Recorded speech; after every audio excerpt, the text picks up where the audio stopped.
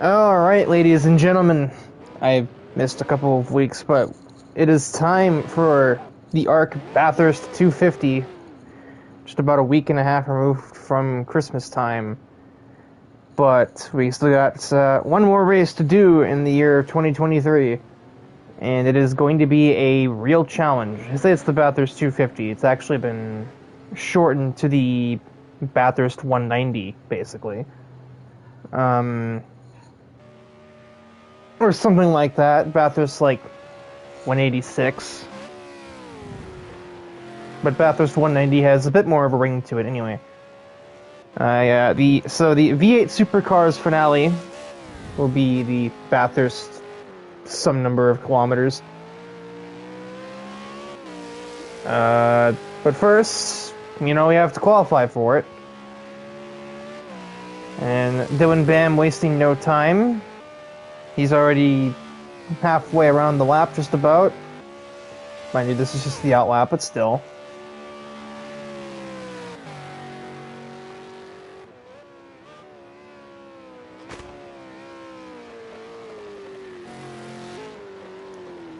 So it'll be an interesting race. The V8 Supercars point system, which I didn't fully understand until I looked it up while I was waiting for the lobby to start up. Oh, that's a wall. Not a fantastic start. That'll send DIVEBOMB back to the pit lane.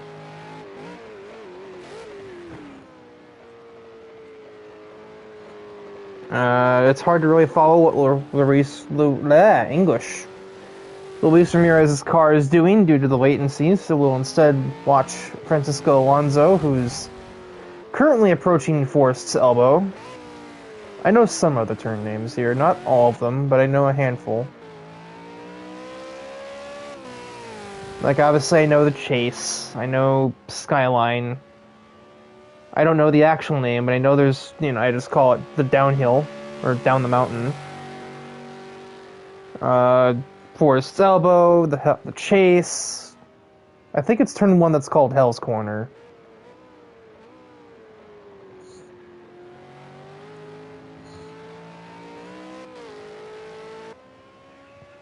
I probably could look at a track map, but I've already got 3 different tabs open on my tablet.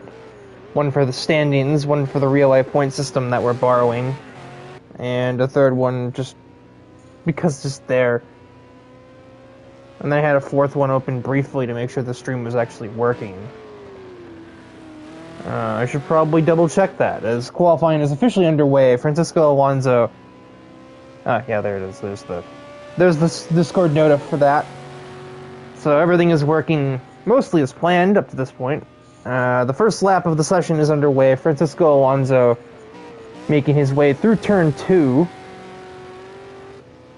Not the biggest turnout. It's just kind of a product of... This is a track that turns a lot of amateur drivers away. These are not easy cars to drive either. This is towards the end of the season. I would pay no mind to those. Those are outlaps from Alonso and Knickel. As for the lack of streams the last couple of weeks, you can thank my respiratory system on that, as I had what may or may not have been COVID, and that made it so I was in absolutely zero shape to commentate anything for the last 2-3 weeks. Pretty much the whole month of December, my entire voice was just not cooperative, and even still, although it doesn't really... It's not hoarse by any means, but there's still a little part of my voice that can get kind of sore. So... if I get a little less talkative near the end of the race, assuming that that's even an option, there's your reason. It would more than likely end up being because my throat, and therefore my voice, started to hurt again. Apparently Dylan ran a 2:11 outlap, which is crazy. But here comes the end of the first official hot lap of the session. Francisco Alonso crosses the line. He will produce a 2:05.1. look a little further back on the racetrack to join AJ Knickel as he heads towards the chase. As I believe he's kind of the first one of this group that's on an actual hot lap. I think the two cars ahead of him are on outlaps still. Although I could be completely wrong.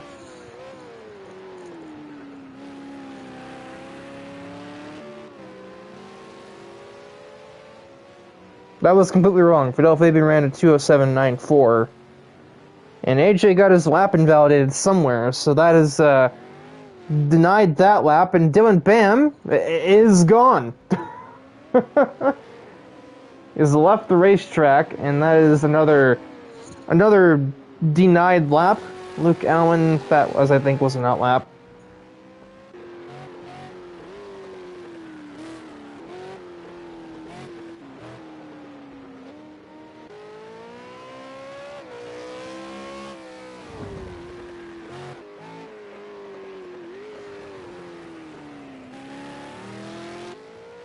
Funny taste in my mouth. It tastes like I drank chlorine, which I didn't do. I haven't been in a swimming pool in years, unfortunately. That I'm definitely not rambling. I don't know what you're talking about. Logan Cool, who I believe is on a timed lap, has made his way through the chase, braking for the chicane. I know that section is the chase, but is it actually is the kink the chase, or is the chicane the chase? Or is it both?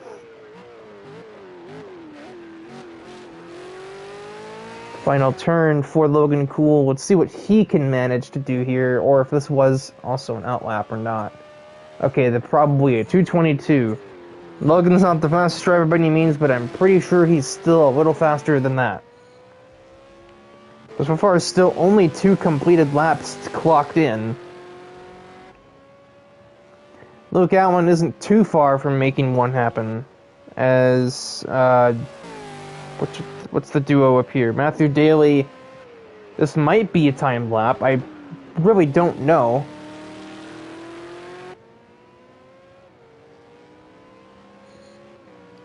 Over the line, let's see if this looks like a 2:11.1, I don't think so, I think that's an outlap. Ramirez on a nothing English. Fidel Fabian recently completed a lap. That was not an improvement though. Luke Allen with 2:05.1, just half a tenth faster than Francisco Alonso. I knew I was going to do that at some point. Just half a tenth quicker than Francisco Alonso. But that's all you need to, start ahead of him. Just that half tenth. But I'm sneaking suspicion that the likes of Bam and Knickel will have something to say about that development.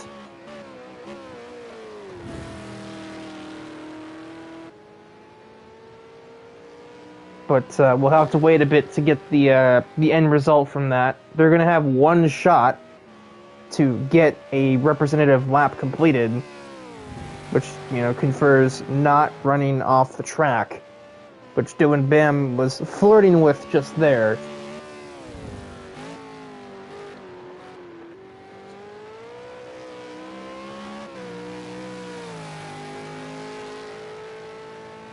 He is up 10.5 seconds. He is on pace for a 2-minute flat, or at least 2 minutes, sub 2:01. He is on the edge of grip in literally every turn.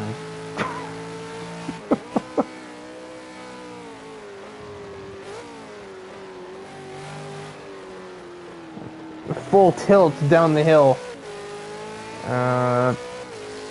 Logan Cool found a 2:10.4.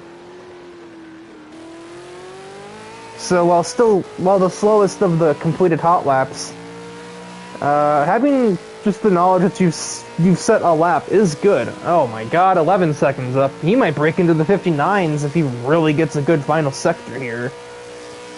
I'm right on board with him as he attempts to do so. The qualifying session timer is about to expire, so Luke Allen finds another tenth and a half or so, 2:04.9. And AJ immediately thwarts that at 2:02.7 for the Canadian. DIVEBOMB only has one turn to make. A little sideways as he attempts to compensate for a missed apex slightly. Over the start, he barely gets to the sub-2s. 1:59.998. Luis Ramirez, meanwhile, with the 2:04.2. Francisco Alonso, 2:02.9. That's a bit of a shocker. And Matthew Daly here looks to be one of the last drivers. Oh, wall tap. Might survive, just about. Prefer to see a lot of that today. Very easy to push that extra inch and a half, and find yourself scraping some paint off the car. Not only is it very easy, that's practically a rite of passage here from Mount Panorama Bathurst. You're kind of almost expected to do that at some point. That's how you go fast. That's how you are go fast. Okay, Matthew Daly's given up on his lap. He's gonna get out of Luke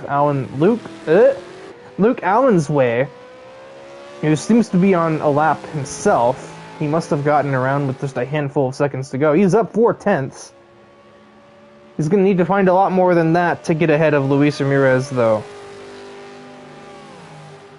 And he is the final driver on a lap.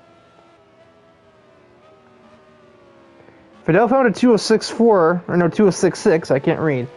But that doesn't matter, because it's not really that great, and he's in the pits. Are they chemical full speed? No, he's not. And I know Alonso isn't. Ramirez isn't. That's not Luke. This is Luke. Heading over the start-finish line, 2:04.6. And Matthew Daly crosses to end this qualifying session, the final one of the V8 Supercars Championship. I'm not gonna lie, I almost pressed that button. So here we are at, starting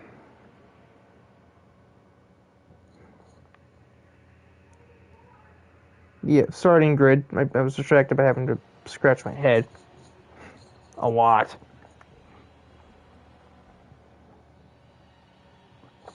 And we await the strategy setting and all of that stuff. All that fun stuff here at the pre-race screens, etc., etc.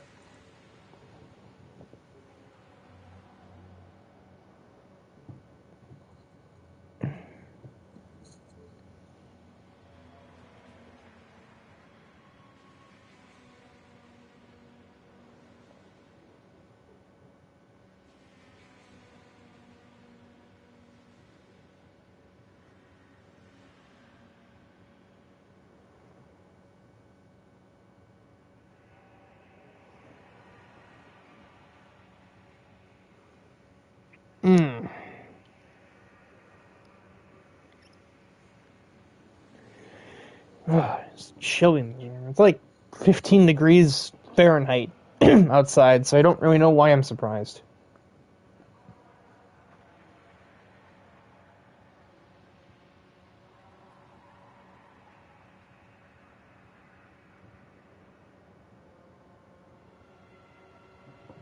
Remember the old days where I used to try to have to do the grid rundown during this sequence, but now with the full-on formation lap, it's not really necessary to do that.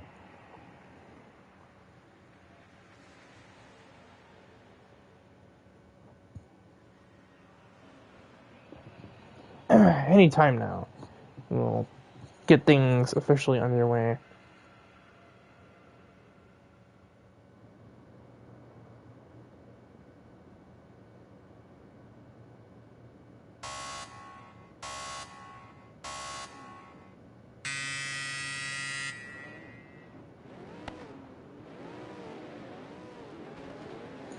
Why those lights were so loud. Let's see. Grid rundown. Basically covered it more or less throughout the qualifying session. DIVEBOMB is the pole sitter with his lap time in the sub 2 minute realm. Which is unfathomable to me as somebody who usually can't even do that in, like, a prototype, honestly. AJ Knickel starts right alongside him in second.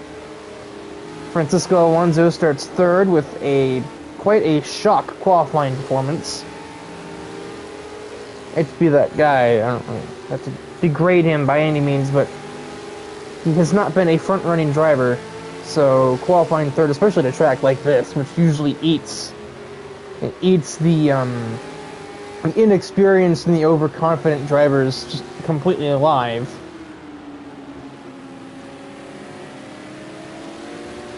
Luis Ramirez starts from 4th. Luke Allen starts 5th. Fidel Fabian qualifies 6th. Logan Poole 7th. And Matthew Daly 8th, unable to even get a full time lap in. So I have the sneaking suspicion that 2:11 is not his true pace.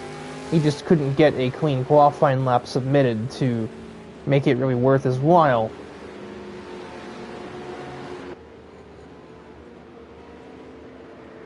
And, well, I will not overview them because I won't have the time to, but I will always get the standings up.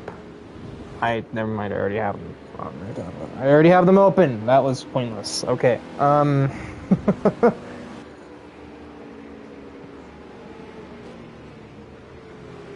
yeah, the basic terminologies, I do know that, at least 4, possibly 5, the top 5 in points might be at least the top 4, but maybe the top 5. Spit it out, me. For sure, the top 4 in points are able to win this championship still. 5th might be, but I'm not sure. The Supercars point system is very odd, all things considered. Based on what I saw on the website earlier, the winning driver gets 300 points. So, which sounds just simply ludicrous, if I'm honest.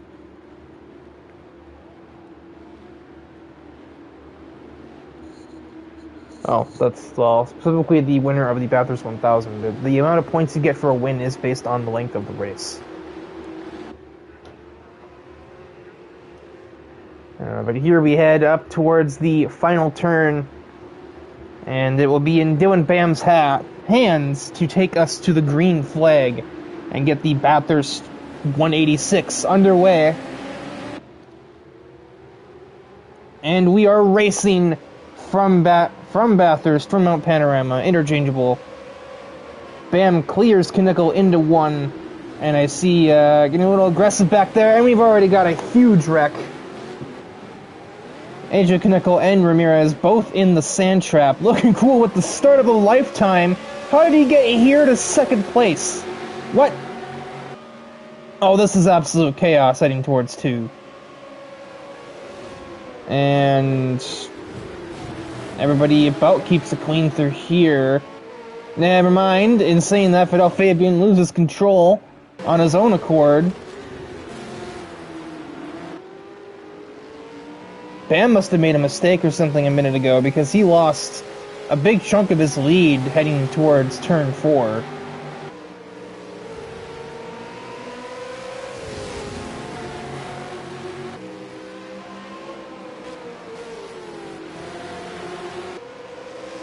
I'm not sure, I couldn't exactly tell you what instigated that incident at turn 1. I want to say it was probably just latency from Ramirez, as per usual. But it also kind of looked like Alonso was a little bit testy with the brake pedal and may have been at least partially reprehensible for that. But that certainly made things interesting going forward. If you're not Dylan Bam looking cool sideways and he kind of gets hung up on the wall, Francisco Alonso has to take major avoiding action. And that puts Logan Cool basically back down to the status quo in 7th position, 6th position, I can't read. Dylan has been given the easiest race start of his life, and he's had quite a few easy race starts, all things said. Already got a nearly 5-second lead over the rest of the field following that.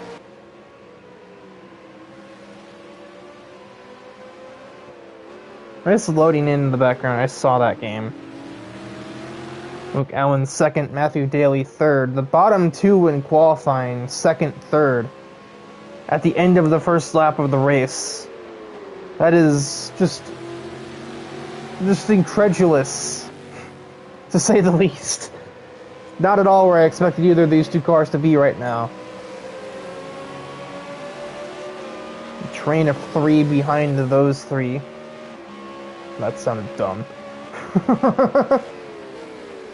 As we head into the second of, well, technically 29 laps.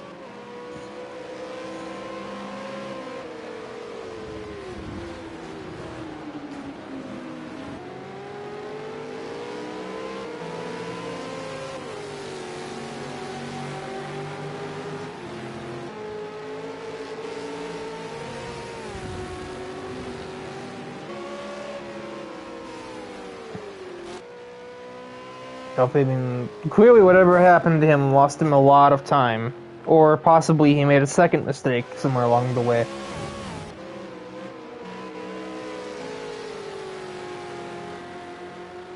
Ramirez getting near the back of Logan Cool. It would be interesting to see how he navigates, considering, oh, he's going to navigate into the wall. Not really sure what that was. That certainly looked odd.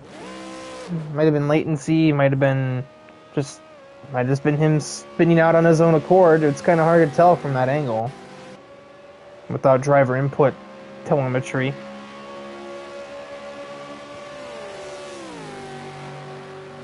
I guess I'll hold what I was saying until later, when Ramirez might catch Logan Cool again. Might. Probably if there's a caution, he will. Matthew Daly hooked that inside curb at the chase. And that Ford Falcon has done a pirouette.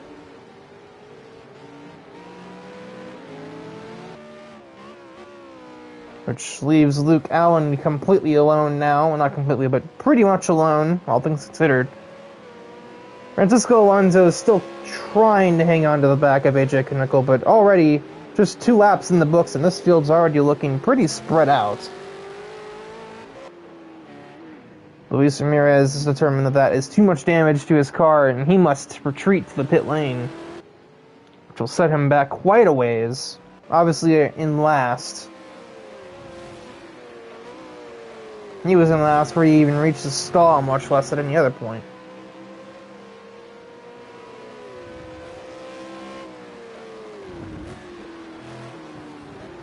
The qualifying pace would indicate that AJ Knickel is going to have more speed than Luke Allen. So I reckon it's only just a matter of time before he slowly reels him in. Kinda looks like both drivers are, yeah, Dylan Bam clearly made some kind of error. He has a penalty and everything. Which, given that it's a 1-second penalty, odds are usually pretty good that that'll just be taken off later if he made even an attempt to give back the time that he would have lost. But the game cares not for that madness. And based on the fact that he lost multiple seconds of his lead while making that mistake, I'm going to go ahead and guess that he did indeed try to let the time go. If he even did gain time from his mistake, which sometimes you just don't do that, and the game still doesn't care. What the heck? Oh yeah, because he spun. So Matthew Daly, after spinning at the chase, is getting up to the back of Logan Cool at the chase. Go figure. Almost went too wide with them, thought better of that, and gets on the brakes even for the kink. There are a lot better places to be too wide with somebody. That's about the last place.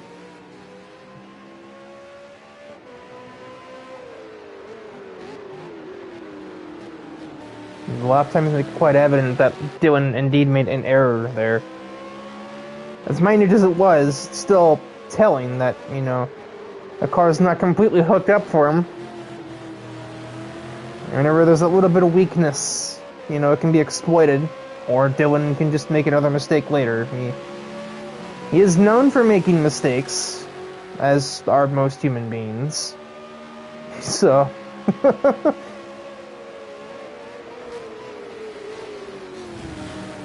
to err as human and racing driver. And Matthew Daly is just all over Logan Cool's rear bumper, almost putting his front bumper into him to try and make way, but it did not work. If that was what he was trying to do just there. It looked like it was, but I don't know.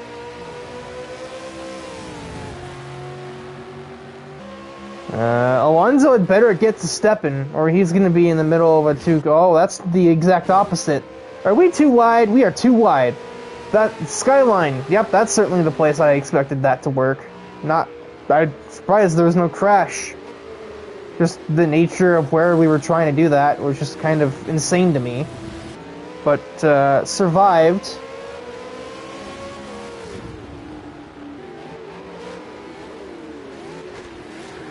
Oh, another forced elbow moment for Logan Cool. That brake bias, or something. The car just doesn't like low-speed turns for him.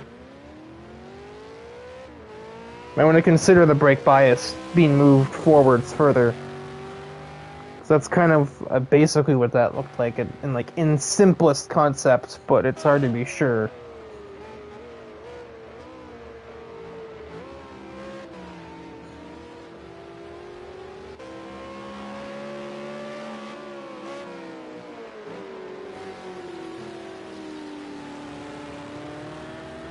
The gap between Allen and Knickel has dropped a little. By no means is he tailgating Luke Allen, but he is getting inching closer as time goes on. And similarly, the other 44R driver is creeping up on the back of Francisco Alonso. I had to stop myself from calling him Fernando again.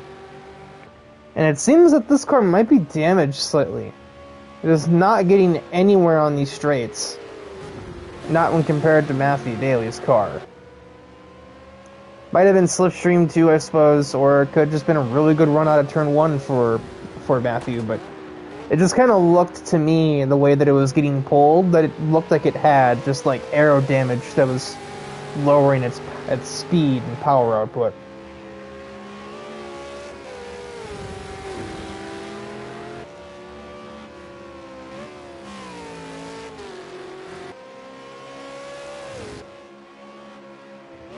I'm seeing that Francisco Alonso is paying. He's making his gains in that middle sector. Just the amount of space he gained between himself and Matthew Daly through there cannot be overlooked. He very clearly has the car hooked up through there, which is a pretty big factor because it's really hard to have that kind of confidence through that sector of the track.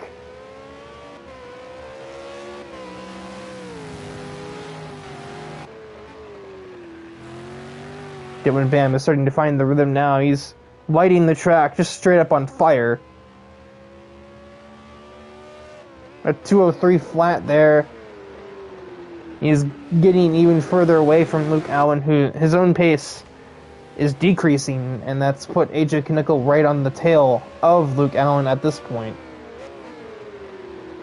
205 for the LA7 representative. And AJ will be looking to probably go by in the near future here. Well, I looked away for a few seconds and Francisco Alonso not only made a huge mistake, but now sees fit to pit. Oh yeah, that car is demolished. What did I miss?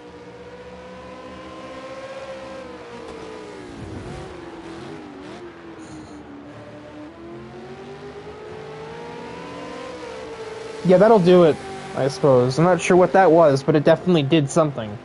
Well, that something being destroy the car.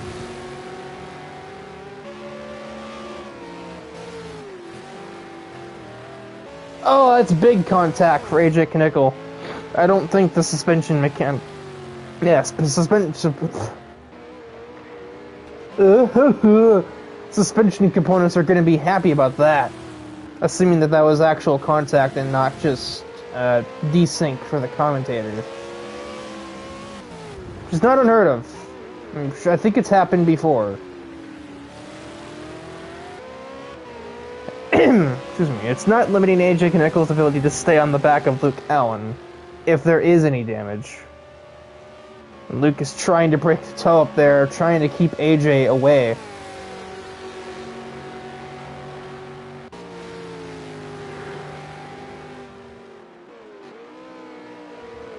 Logan very clearly made a small mistake in recent history. He's lost several more seconds to Matthew Daly, and now Fidel Fabian is filling his rearview mirrors. God, nose to tail, the duo again go through the final turn, but no attempt from AJ to just grab the spot. Probably waiting for turn 2, just needs a good run out of 1 to try and make that happen, which, I mean, it's not a spectacular run, but I don't think, actually, no. Yeah, it will not get the job done. Even as the slipstream is getting into full effect here, it is too little too late, and he will have to continue to wait. Bars.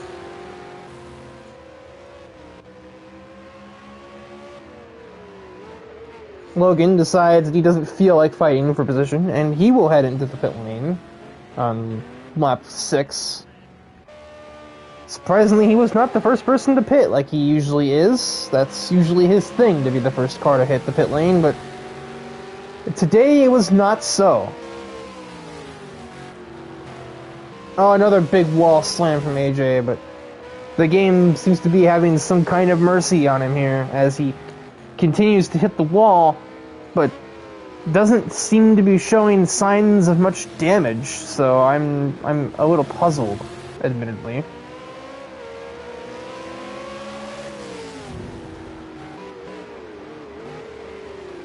And we had a little, like, half peek down the inside of Allen into Forrest's elbow, but that was just unrealistic to think that there was actually a pass on the cards from where he was.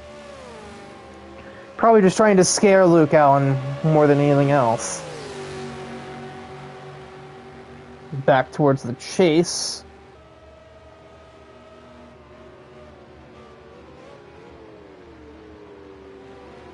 Now Luke has missed the chase, but AJ could not capitalize. Even if he got his car like a quarter of the way alongside, he didn't dare try and force it from there.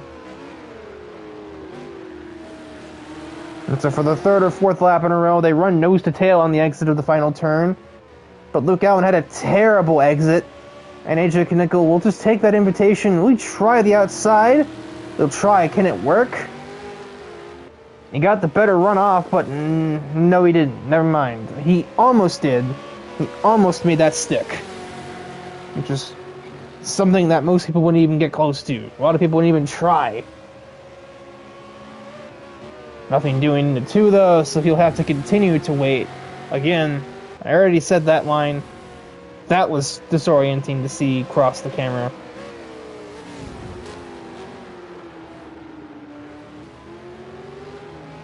Oh, round goes the 7 of Knickel. Into the wall, and that time he definitely had to have broken something. How much? No one knows, but he definitely got the wall this time.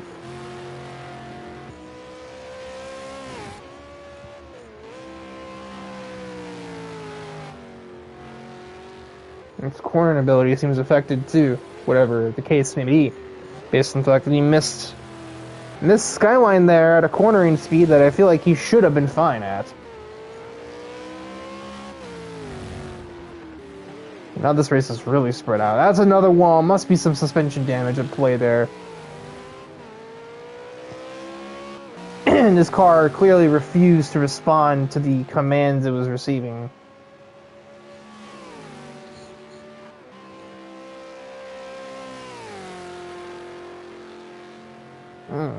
I should have brought some caffeine down or something.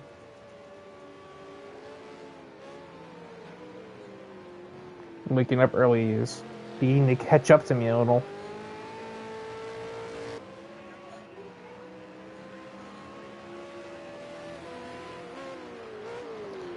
Now, if AJ Knickel does have damage to that race car, he doesn't deem it to be bad enough for him to pit in.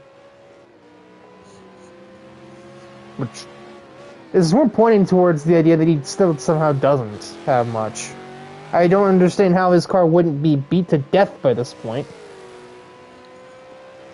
He's hit the walls at least 4 times.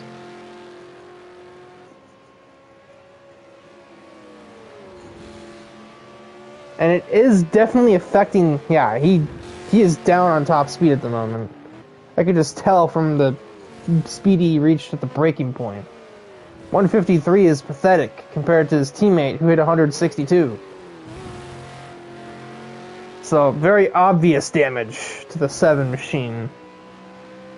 But he's going to live with it, at least for now.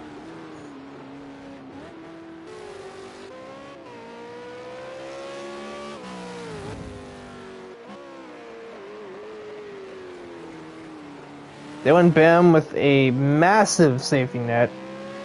15 seconds and change. Almost 16. Second lead over Luke Allen. And counting.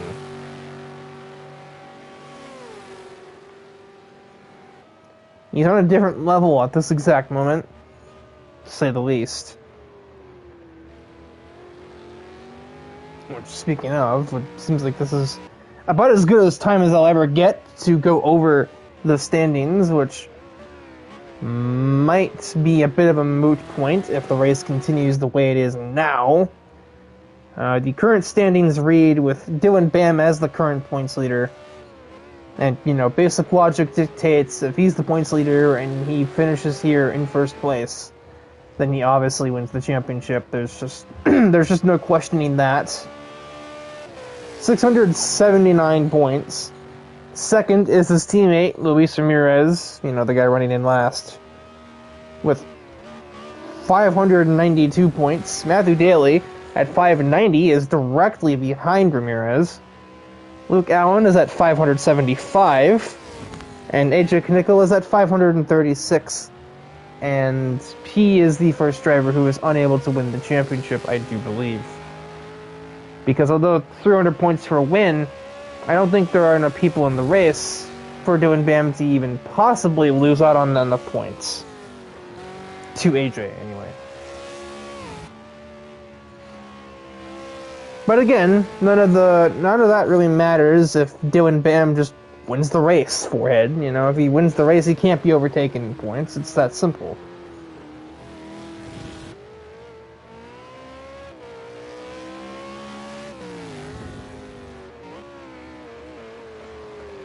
And he is certainly acting on that idea at the moment.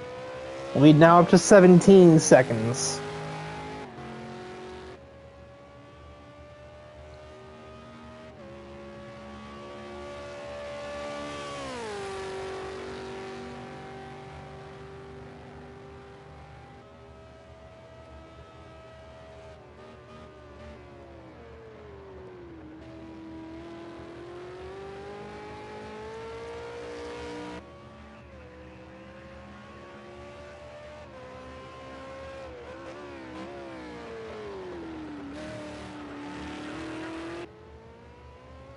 This is...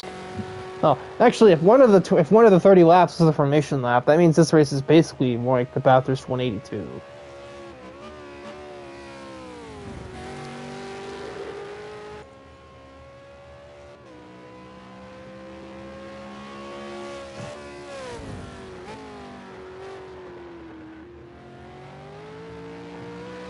I was right on board with...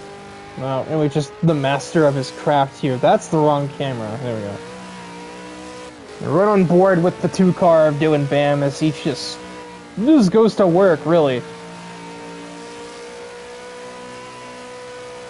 But, I would be remiss if I didn't point out that some clouds are really moving in right now. It's getting a little hazy out in the distance.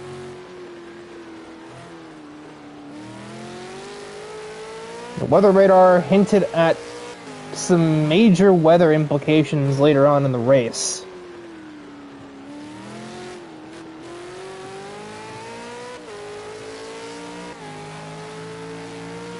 And it'll be interesting to see if and how that will maybe mix things up here, maybe get the race back close again, whereas, you know, instead of being where we are at the current moment with the nearest two drivers. Oh, I've spoken into existence. I am a god. I have spoken the moisture into existence.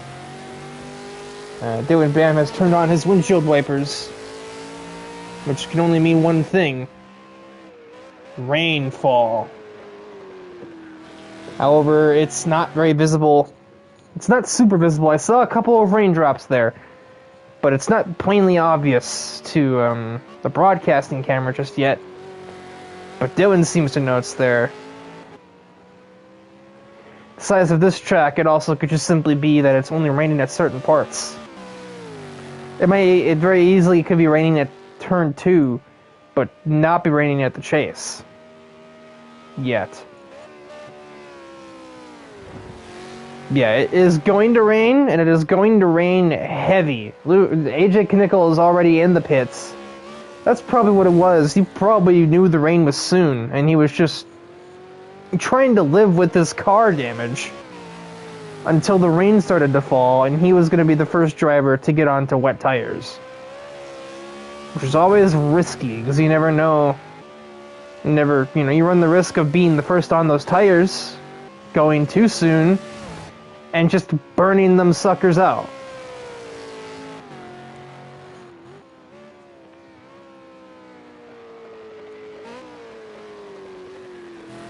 Obviously, that cuts both ways. It's the same risk if it's wet to dry racing to try and be the first driver brave enough to hit the slick tires on a drying track, and that arguably has much worse consequences because, if you drive, wet tires on the dry circuit, the most that's going to happen is you're going to burn your tires out and lose some speed. But obviously, if you drive slicks on a wet track, you run the risk of accidentally driving through a little bit of a puddle and sending yourself to Narnia. The rain is certainly beginning to really make an appearance now. The rainfall is visible even through the broadcasting camera, and Dylan Bam will oblige it, and he will bring himself into the pit lane, joining multiple other cars that are in there as we speak. And yeah, I think knowing that Dylan Bam has just pit in, you'd be a darn fool not to follow him if you're not already in the pits before he was.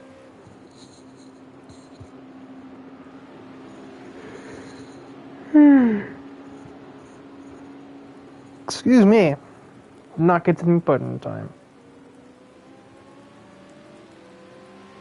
Luke hits up the pit lane. Matthew Daly should be, I would expect, if he didn't before. There he is.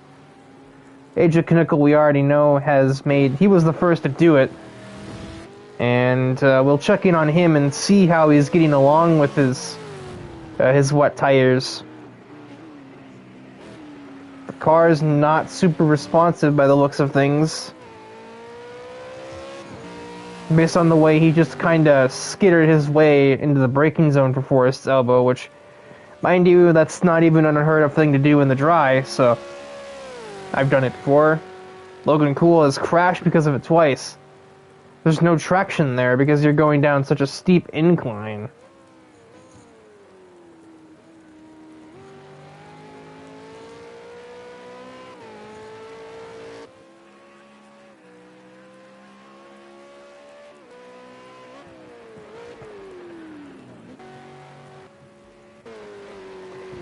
We're seeing spray and everything. We're also seeing Dylan Bam finding the barriers as he attempts to adjust to the changed track conditions.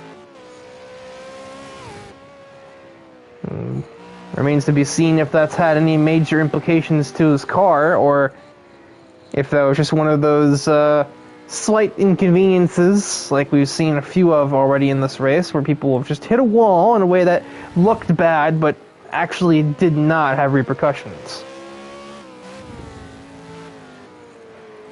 The pit cycle has also further boosted Dylan Bam's lead to a whopping 22, basically 23 seconds.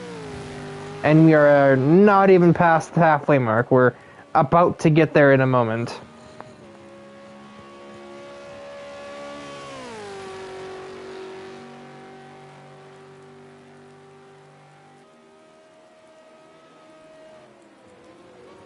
Man, if I'm yawning, I really shouldn't be leaning back in my chair. That's just asking for trouble. But at the same time, sitting up and sitting in the gamer position, as they call it, is just as bad.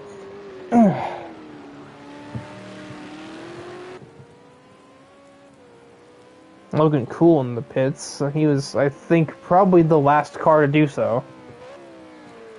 He tried to risk an extra lap and on the slick tires, but that was absolutely not the show. That was not it.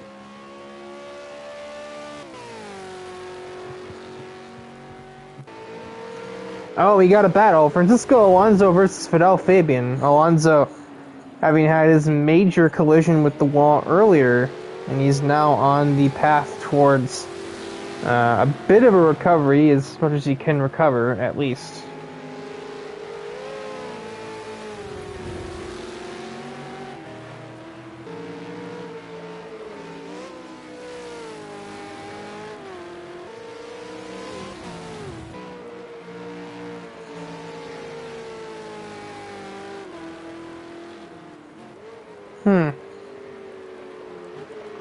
You just see the different ways that everybody approaches the downhill section on the mountain. It's beginning to, at this point, seem like no two drivers take this sector the same way.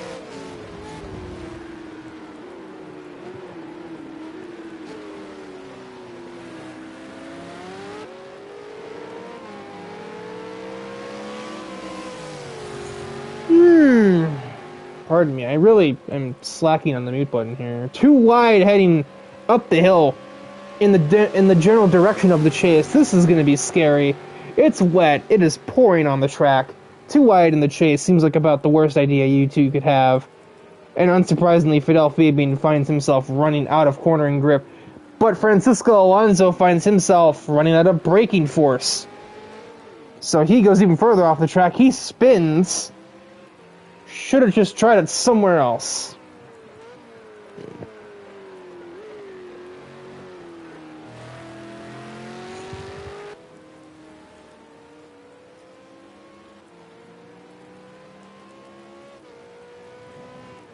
I am being invited to a game I don't play.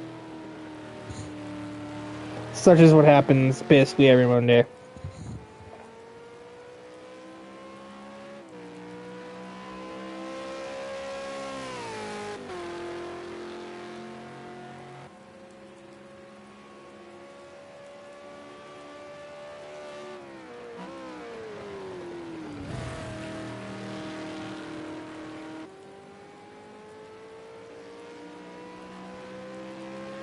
Somehow the rain seems to have actually acted to make the race even more spread out.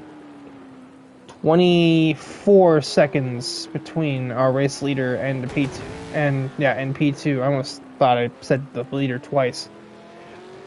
In my head, I had to catch myself to make sure I didn't say between the race leader and P1, which would have been very dumb.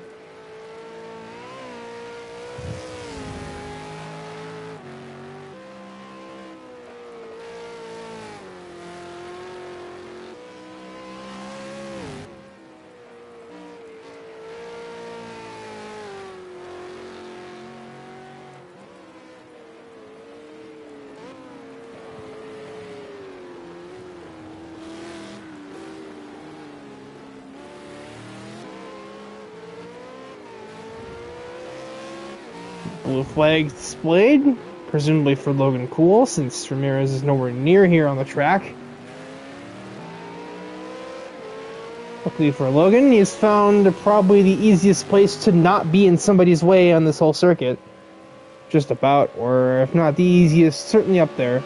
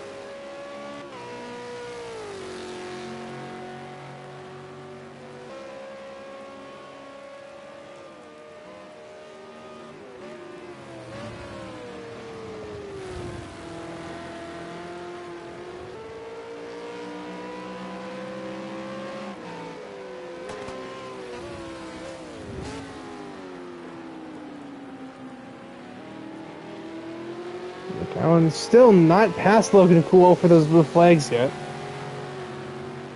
You're gonna have to oblige him at some point here, Logan.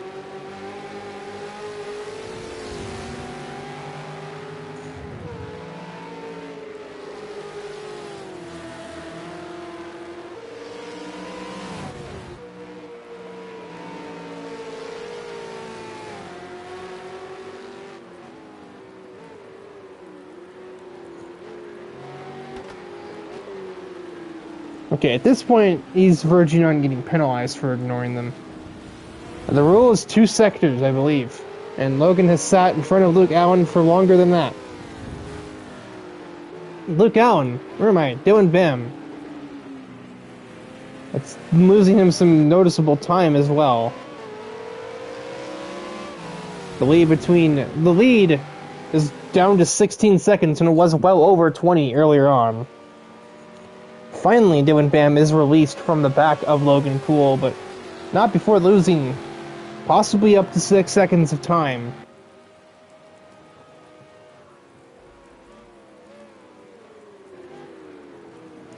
In spite of his earlier spin at the same exact corner, Francisco Alonso is back up to the rear bumper of Fidel Fabian, or at least looks to be getting there soon.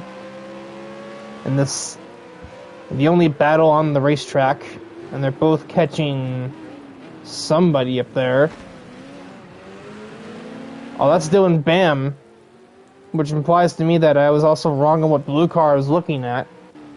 Yeah, I know Logan Cool is not over there. He's in the wall. That was Fidel Fabian that wasn't giving up for blue flags, but he was fighting for Francisco Alonso's position, or trying to keep it away from him, I should say, which Francisco had for a minute, but then he missed the first turn, went off the circuit, and that put Fidel back where he originally was. I apologize. I thought this was Logan's car because they're both blue, and you don't really get a chance to see those tiny numbers when the car is in motion.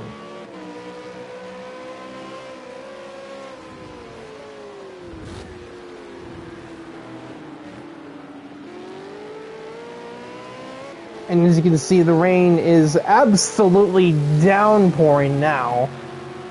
We go on board with the race leader and just see what he sees as he heads through the mountain section. The track is basically black ice, but without the ice. It's a black mirror, I suppose would be better. And you can see the water accumulate on his windshield before it is promptly wiped away.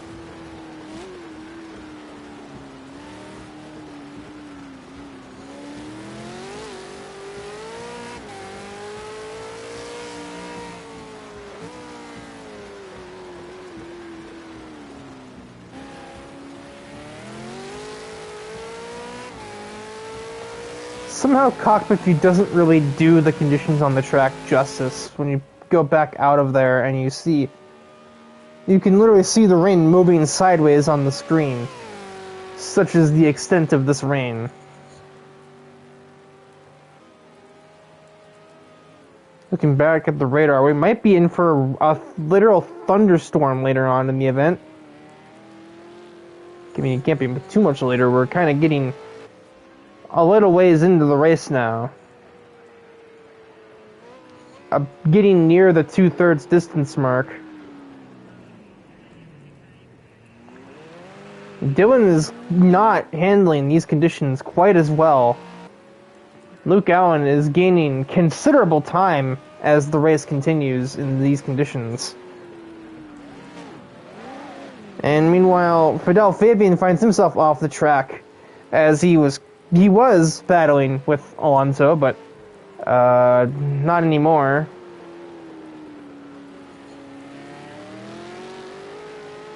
Obviously, most of the drivers are stuttering a little bit, stumbling, tripping, falling over, screaming, crying, throwing up at the site of what is apparently another rain race, as I guess from what I've heard, last week was one as well.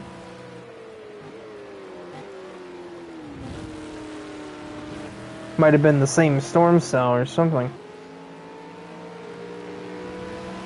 Yeah, I was not able to commentate the last 2 rounds at Dubai and Rapuna Park, respectively. Dylan Bam won, I believe he won Dubai. AJ, I think, might have won the sprint. And then I believe he swept Rapuna Park. Or no, other way around. He swept Dubai. AJ got one of the 2 rounds at Rapuna Park. We're under caution for I'm not sure what. Honestly, it would be unheard of to say that we just have a caution for the dangerous conditions, considering, I mean, look at it. You can see the squalls crossing the screen.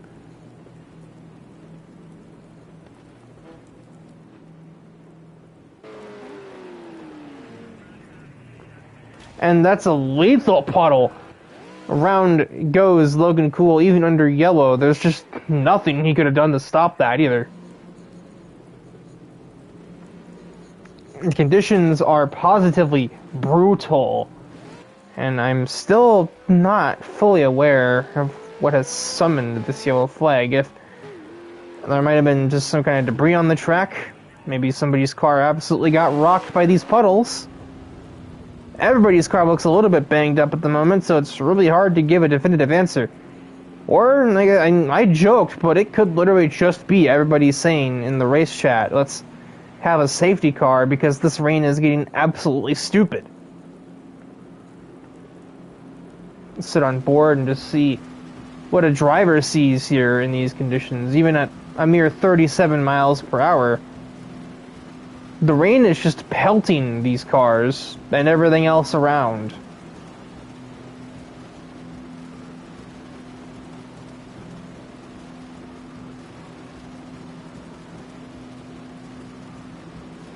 One hour of heavy rain sound effects to fall asleep to. I used to use those videos, actually.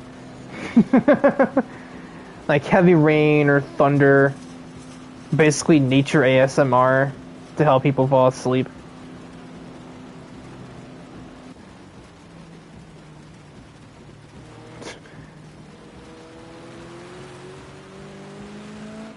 My god, that windshield is destroyed.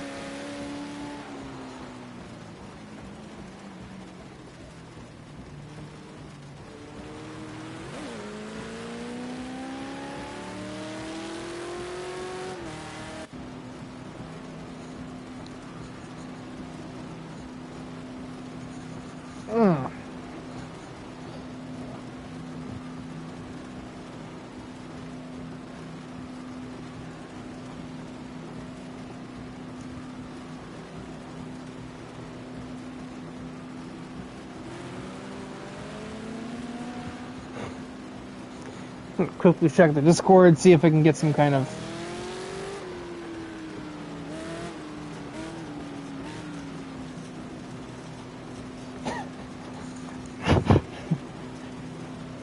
darn it.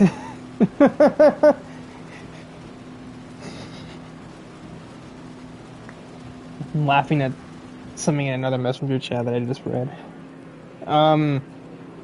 God, I wouldn't be surprised if we're hydroplaning on the pit limiter here. Like, what is that? Yeah, I spoke it into existence. 2 cars just hydroplaned under the safety car. Because that puddle is... It legally qualifies as a flipping lake down there at the final turn. As there goes somebody, Logan Cool, to get his lap back. As he does not pit under this caution sequence. I'm still not fully sure what this caution is for, what I may have missed.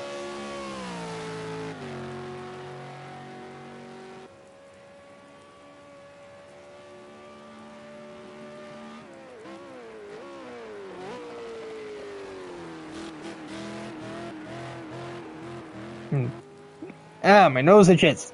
Keep bumping the cartilage, so that's not helping.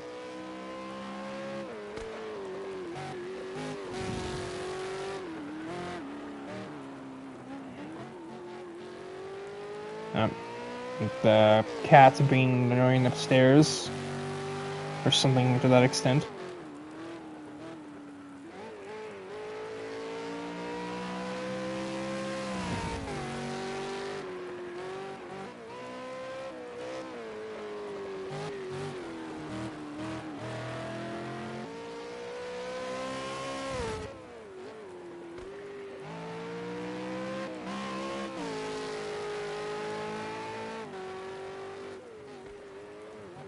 It was debris. Where would debris have been? I don't even remember there being any signboards on the track or anything to knock onto the road.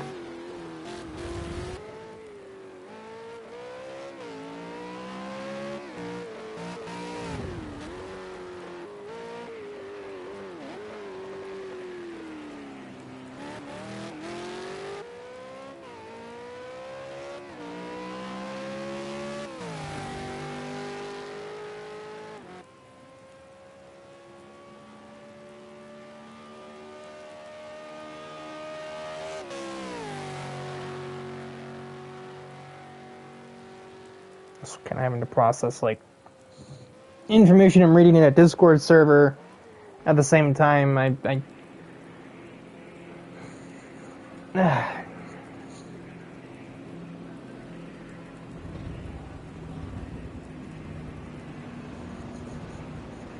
can't really engage with either the funny meme I read or the messenger chat or the information in the Discord, because, you know, I'm currently busy.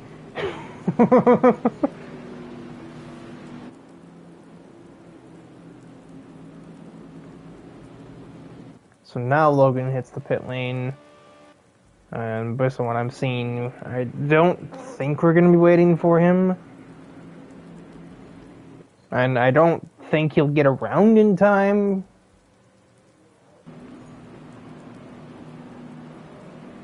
I don't know, it'll be a toss-up because we are still on the pit limiter and we're only just now about to hit the descent. I should just look at a track map, Riker. Now you've got the time to do that.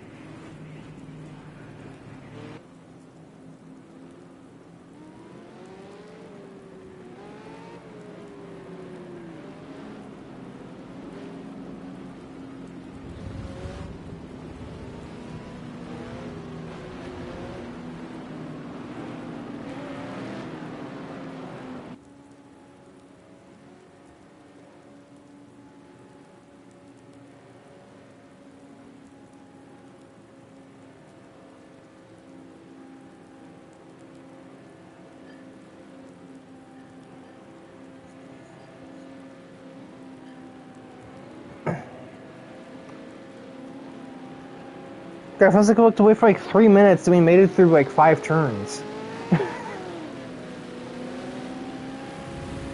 37 miles an hour is not fast, ladies and gentlemen. I don't think you need me to tell you that, but it's not fast.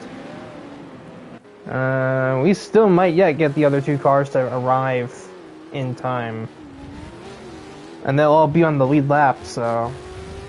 Basically I want to say it's a race reset with 10 to go.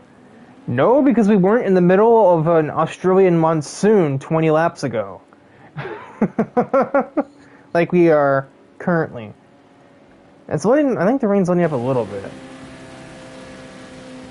wasn't as crazy as it was when the caution was called. But that's not going to change the fact that the landmine puddles are still very much present and still very much a problem.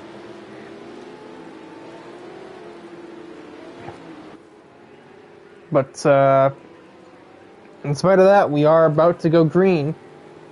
DIVEBOMB will control the start, and he would be wise to make sure he is completely clear of that pond before he even thinks about it. And any second now, I think... Oh, here we go. I was going to say, I think Dylan might be trying to wait just to make sure everybody else can survive the puddle before he even tries to go, but we are... once again, green from Bathurst. The caution probably is giving our drivers a much-needed break. I can only imagine that you need a chance to mentally ready yourself for this. 10 laps of Bathurst in an absolute torrential downpour. And cars that aren't known for having great traction under any circumstances. Matthew Daly nearly spins on the exit of 2. He about gathers it up, though. That's a wall. Up. Perfectly in sync are the 244R drivers.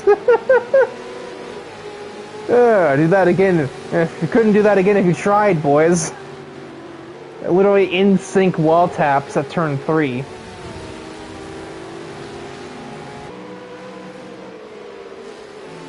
God, should I get the Pirates of the Caribbean music playing?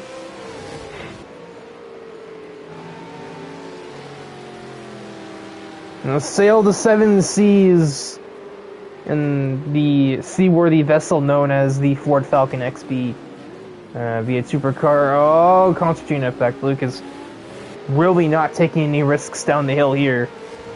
And it's lost him and AJ a bit of time to Dylan, to say the least. We're about back to where we were a handful of laps ago, with AJ just knocking on the back of Luke's door, but not being quick with finding a way by him. We'll see if maybe he can be a little more time efficient this time around.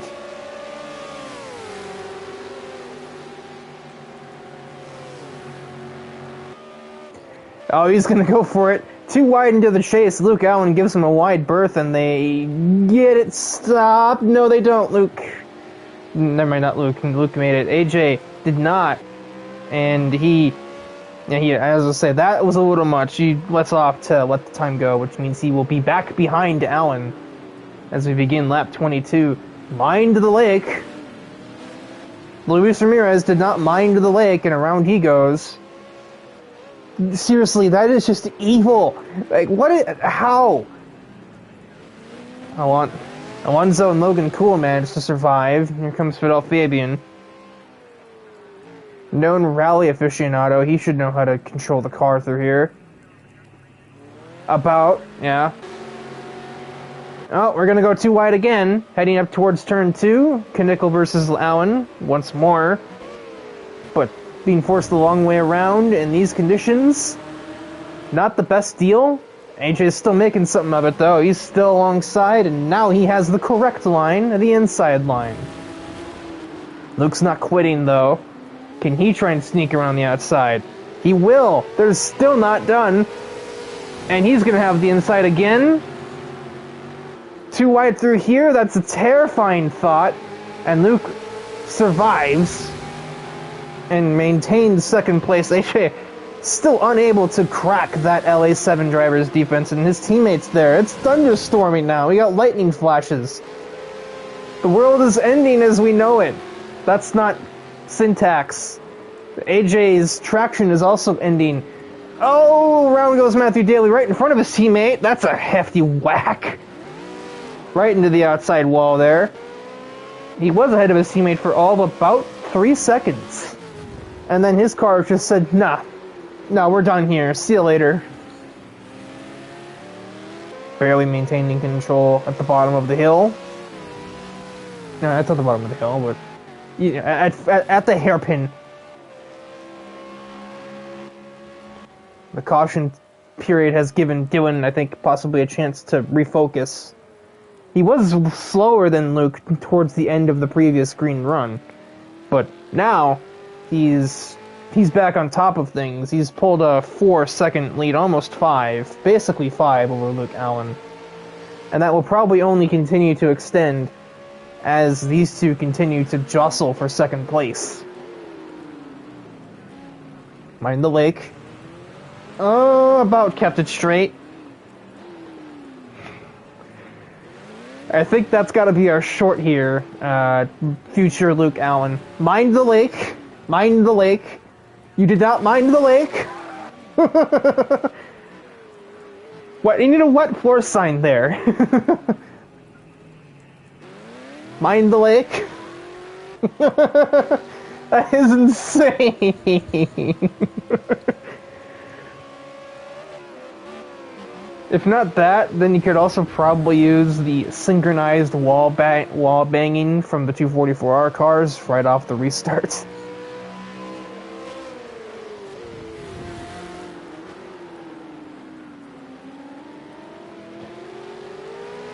My brain is in like 3 places right now, other than commentating. There's like half of me that's like, oh man, this looks fun, I wish I were down there. And then part of me that's like, oh, this looks like a pain. I'm glad I'm not doing that. There's 2 sides to every race. There's the side that makes me wish I was racing, and the side that makes me wish I'm not, or makes me happy that I am not. Also, what was I looking at just there?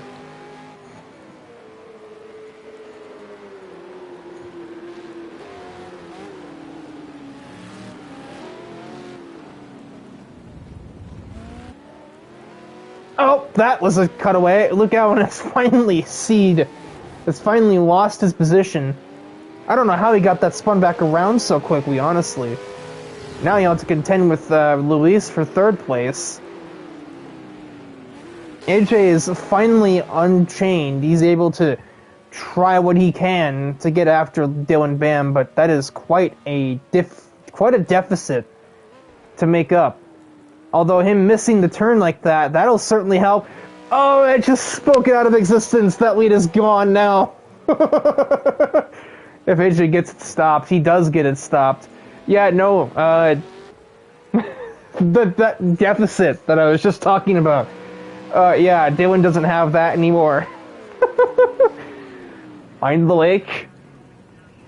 Oh, you didn't mind the lake. Oh, he about kept it straight, though. But AJ minded it perfectly. He's Canadian. He's used to ice on the roads. Oh, Luke in the background. Neither of them minded the lake. Matthew didn't mind the lake either. This is like a comedy skit at this point. Oh, don't hit the brakes. Well, I mean, it gets better than spinning out, but still. I should be looking at a battle. AJ just out-drags Dylan Bam towards turn 2. We'll see if Dylan can fight back. He will have the inside because he defended, but no, he has nothing. No offering for AJ Knickel. New race leader for the first time. Like 4/5 of the way through the race, AJ Knickel has grabbed the lead. Bonk. And also a battle still ongoing for 3rd. Allen versus Ramirez.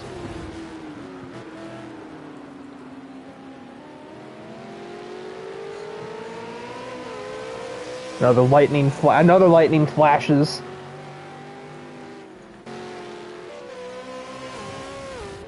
With weather like this, it's starting to feel more like Halloween than Christmas. The weather outside is frightful. There's no delight. There's just only torture and rain.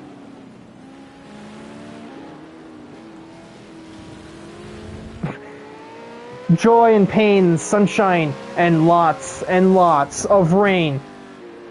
Forget November rain. This is just like death. But then again, I mean, it's Australia, it's spring here.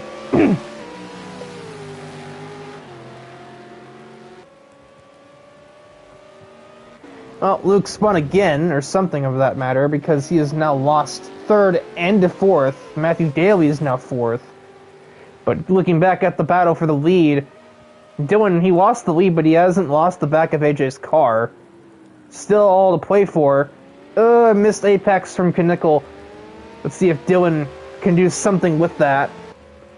Mind the lake.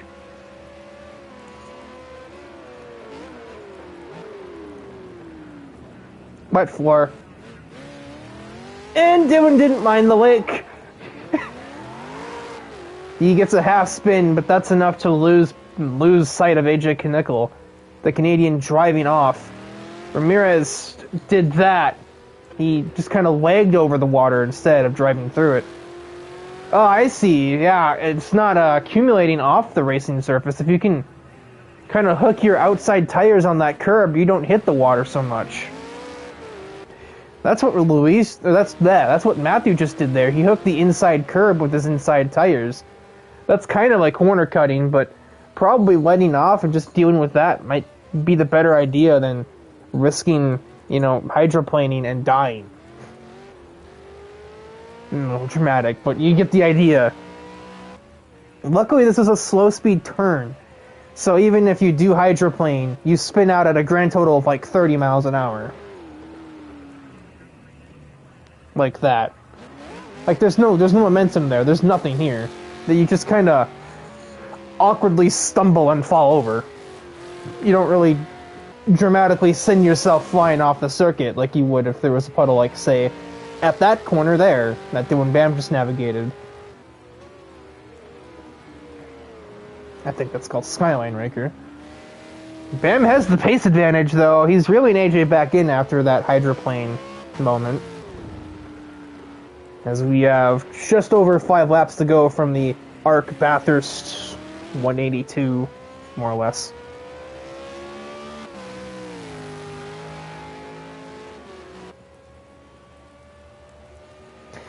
And, yeah, it's still to play for. We still got Dylan Bam slowly catching AJ Knickel for the lead. And we also have Matthew Daly, who's trying his best to get up to Luis for third. Oh, that's also a bit of a puddle. God, that's terrifying to look at.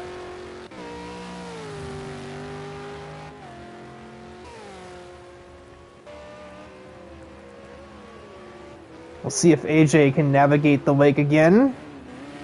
Oh yeah, he's found the secret sauce. Dylan Bam found the not so secret gravel trap.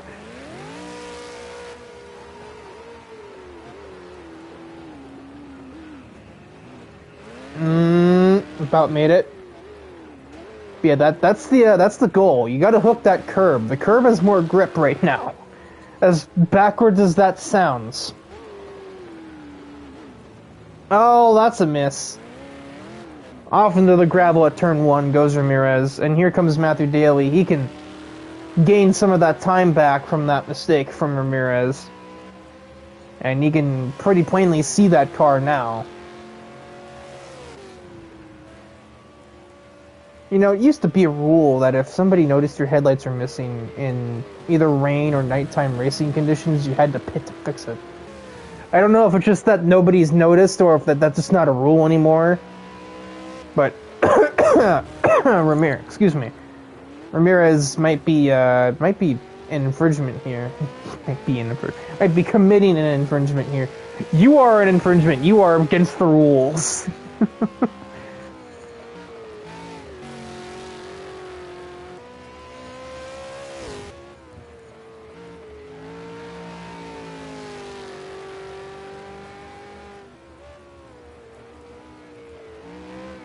Oh boy. That's certainly a racing line from Dylan Bam heading down the hill. I don't know if that's the line I would have taken if it were up to me. But I heard something off kilter there. Every time I look away, it looks like his car is out of control. I'm like, oh, he's about to crash. Let me go look at it and see if get it on the screen. But then he just didn't. He just doesn't crash. Oh, I thought Matthew was about to drift through for Silva there, but he was not sideways. It just looked like he was because of depth perception.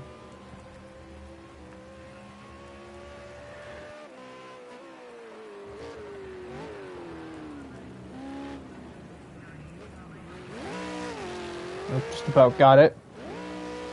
That's not the racetrack. That's a dramatic camera zoom. Where even is he? Oh, he's on the far exit of the chase. That's lost him second now. Might lose him third. That does lose him third to Daly. Luis, he kind of minded the puddle. Heavy damage to Dylan as well. He's got a pit. Oh, around goes Matthew Daly again. Mind the lake. Mind the lake. Dancing with the cars.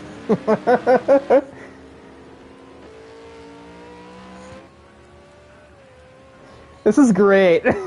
This is exactly the kind of humor that I needed today. Mind the lake. You didn't mind the lake. Mind where you were. Oh my god. I'm the time of my life up here in the booth.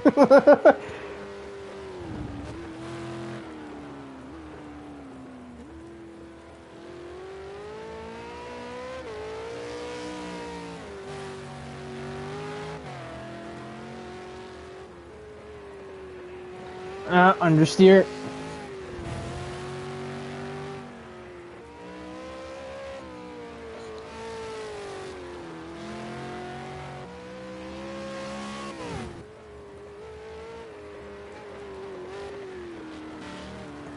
Oh, Ramirez loses it at Skyline. That's not really been a problem corner much today.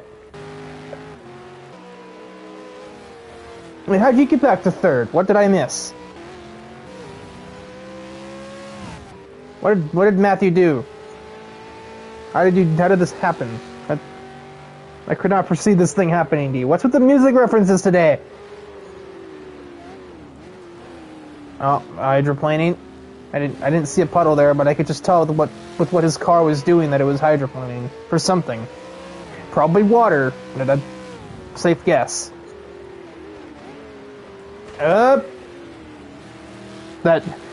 effort, it's Schrodinger's oversteer. Every time, downforce elbow, it looks like they're about to just crash, and then suddenly, somehow, they just don't. Oh, AJ's already passed the lake. He doesn't even have to mind it anymore. He has mastered the art of the lake. Something that I don't think anybody else here has managed to do thus far. See if Ramirez can manage this time. Oh, that's not the line. Off you go, around you go. Quick U-turn. And he's away. No places lost. He had a 10-second buffer to Allen. Here comes Luke. Mind the lake. Nope. Around he goes. Matthews literally has a Windows error there, but he managed to keep the car straight.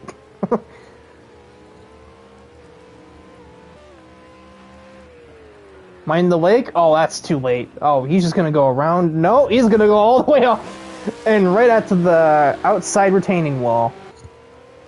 Yikes! I didn't even think about that as a possibility. Now I didn't think about that as a bad ending. Matthew Deere definitely has some damage to his car. He's got nothing in a straight line for Luke. Oh my my throat. Now it's too much laughing. More than anything.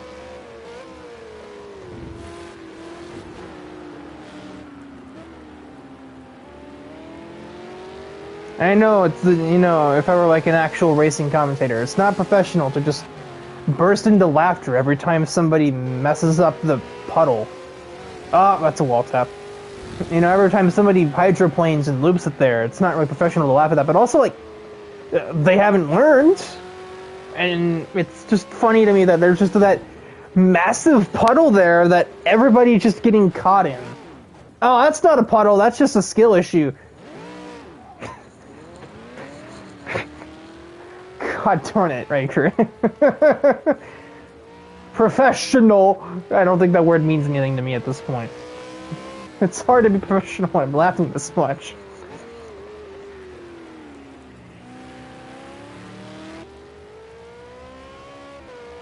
What to say was, that's not a puddle there, that's just oversteer. AJ has taken 2 laps to go. He's navigated the lake again.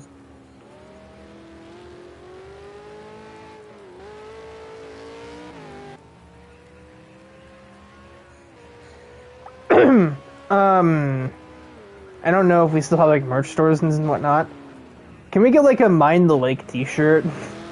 Oh yeah, Ramirez got it this time. He hooked the curb all the way on the inside. Can Luke get it right this time round?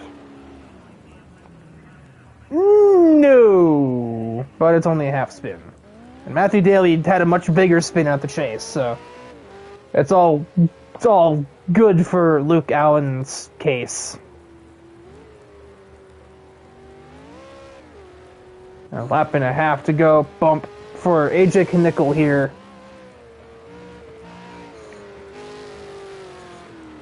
Although that's not quite the racing line I would have taken there.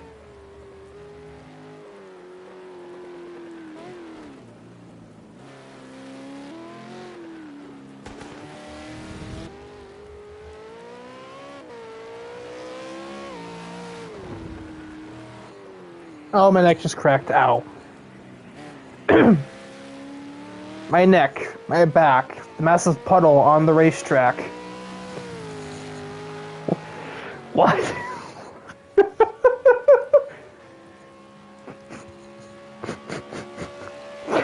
What is wrong with me today? I am losing my mind up here in the booth. The metaphorical booth. AJ is not far from starting the final lap here.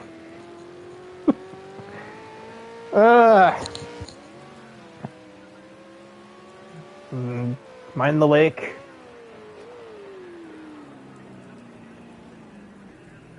Yeah, he's got the science at this point, man. One more lap to go for the Canadian driver, and he could basically take it at half throttle. He's got a 31-second advantage over Luis Ramirez. He was only now about to hit the chase.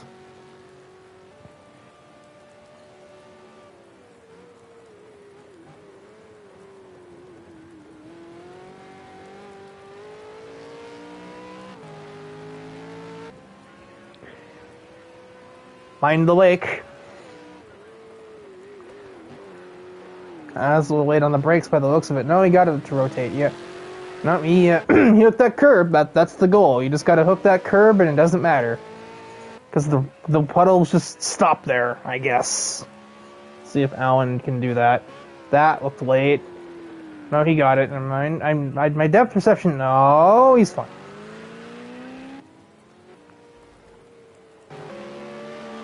Oh, there's lap traffic to deal with. It gets out of the way and gets off the racetrack. That is Logan Cool. Literally just dying to follow blue flags. He got where there was clearly way more water than he got off the dry line to get out of AJ's way. And his car definitely let him know. Luckily, it's not like he could really go any further down from where he was before. He just now missing his wing, but so is the car behind him.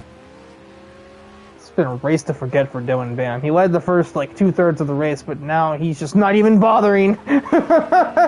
Forget minding the lake, he's just gonna completely ignore it.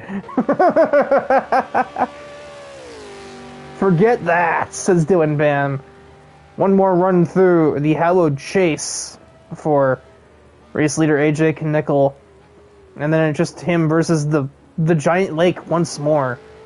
And victory will be his. I don't know what this will do to the championship standings. Ramirez might be your champion. I wish I could say that officially, but I just can't really give you the computations.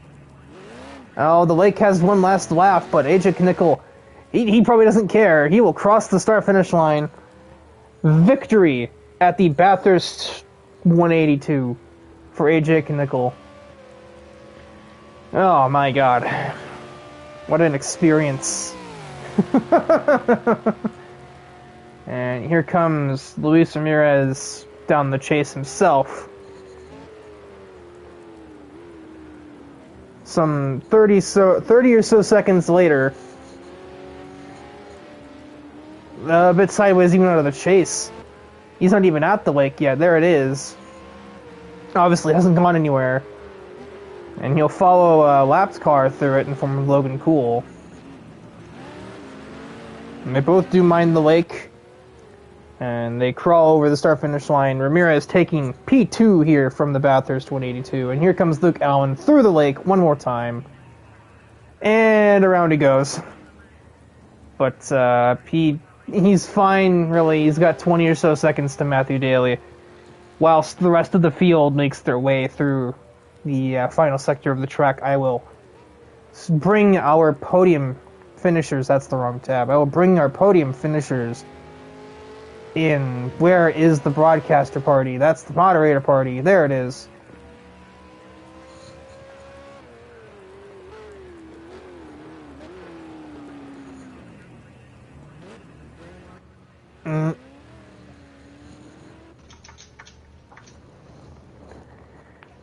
Still have to finish. There's Matthew.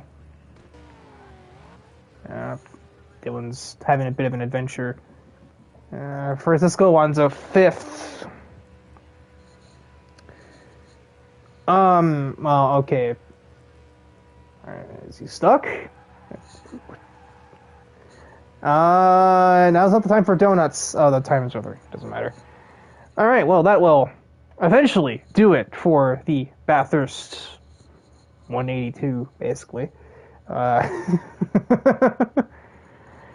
And we already have a couple of our podium finishers, and I might have just AJ.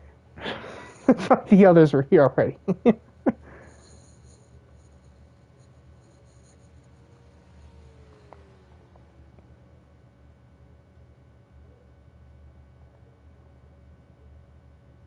hour and 15 minutes.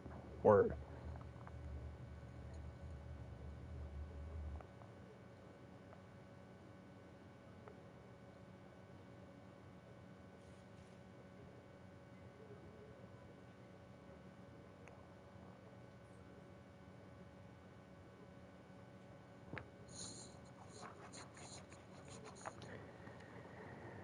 Ever, I know I invited the broadcasters party.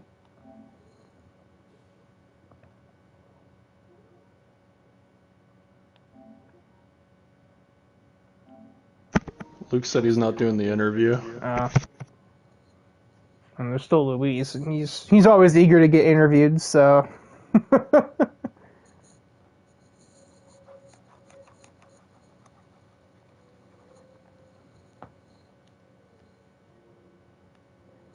I'll give another minute or two where we just say screw it and just go ahead.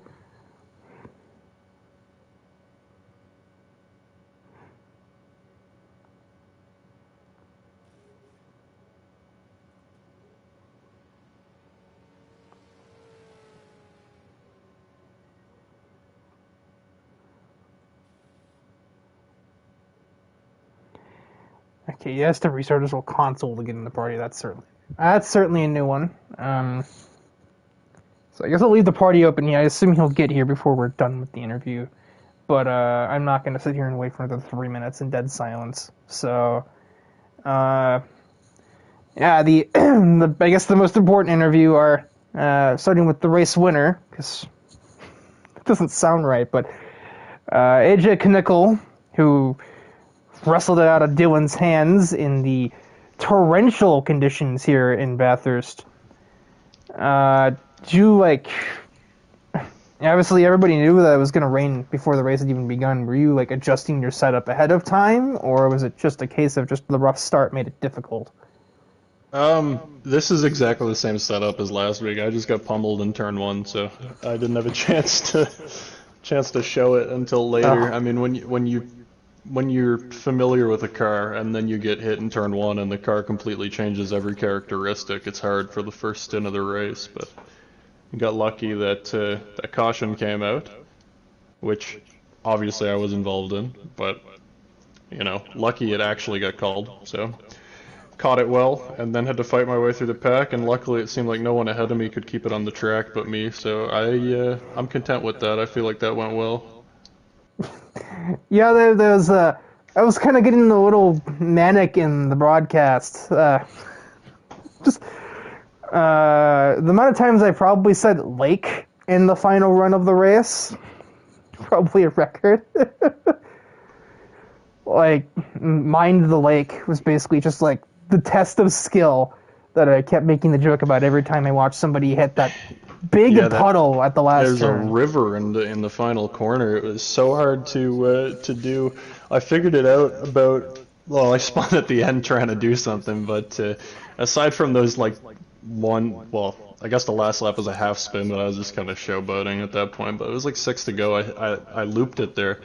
I was trying something different, but I figured out actually the way to get through it is to basically stop, turn, go straight through, and then gather the steering up after you've aquaplaned through the puddle. So not really conducive to great racing, or conducive? I don't know the word. Conduitive is not a word. Conduitive. I was seeing some cars too were basically cutting the turn. They would put their outside tires on the inside curb, because the inside curb is apparently just immune to water. So. Well, I mean, it's higher up, so it makes sense, but the curb was also pretty slick even before the rain, so it was it was one of those things. You pick your poison, really. Yeah. And now we also have Luis Ramirez here to give his comments.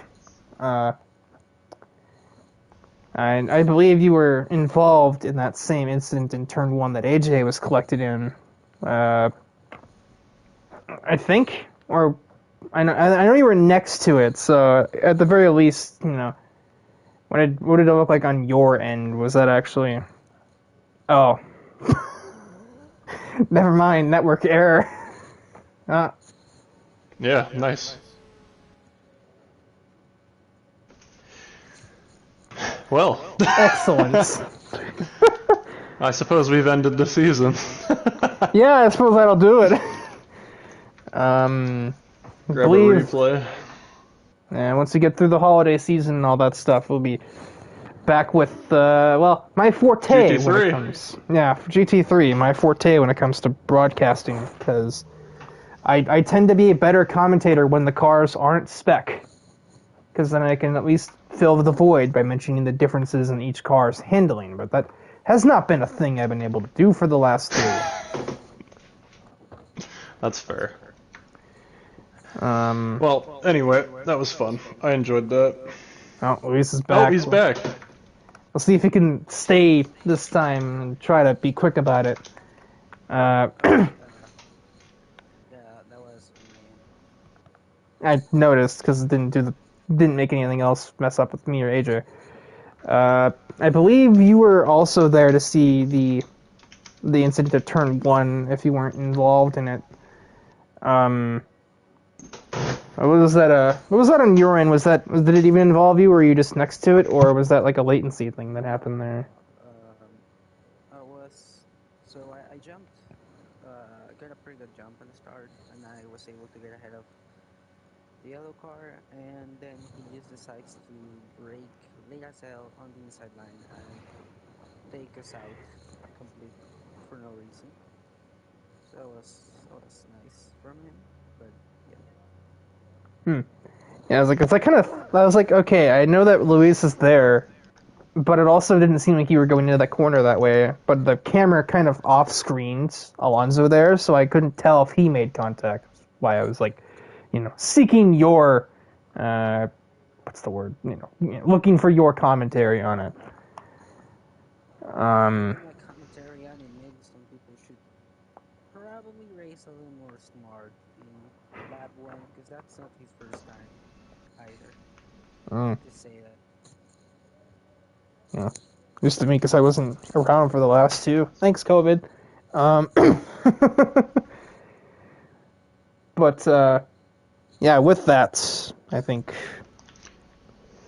I think that's about all the question I had, because, you know, I sort of exhausted the how did the rain affect the handling thing with AJ, so... It's slippery, duh! But, yeah, as I already mentioned, once we get through the holiday season, and somewhere in January, we will have the GT3 Championship make its triumphant return. We'll see if it can hold up at all to the ARC GT3 Championship, which was... Or the GT7 GT3 Championship, I should specify, since that was probably one of the better seasons of the year, as somebody who was there. But yeah, as we wrap up today's broadcast, very wet broadcast, gratitude goes to the sponsors and viewers and everybody else involved in making the Bathurst, we'll go with 182, possible. To DIVEBOMB Motorsport, ARC's title sponsor, a collaborative new media project made by motorsports fans for motorsports fans. SimLeaguePro.com, SLP, also known as the league management partner that ARC uses. SimLeague Pro is built for both drivers and community managers to create and organize leagues and different races on basically any platform and basically any racing game. SimWrap Markets, iRacing's marketplace for professional level livery designs, as well as custom graphics, number sets, and everything else that you'd need to design a car for sim racing. IMB Racewear, ARC's sim racing apparel sponsor. IMB brings sim racing gloves and boots for using racing wheels, built from the ground up. That's a sentence that means a lot to me at this point. With the quality and precision you deserve. The Racing Rats, ARC's Assetto Corsa mod partners. They put out high-quality free mods and work closely with ARC to host our Assetto Corsa leagues. And finally, both James McAdam Photography and AJ Knickel Design, and his incredibly loud chair, our photography and graphic design partners that make the social media posts possible. But it is goodbye for now, at least for me. Have a Merry Christmas and or Happy Holidays if you do not celebrate Christmas.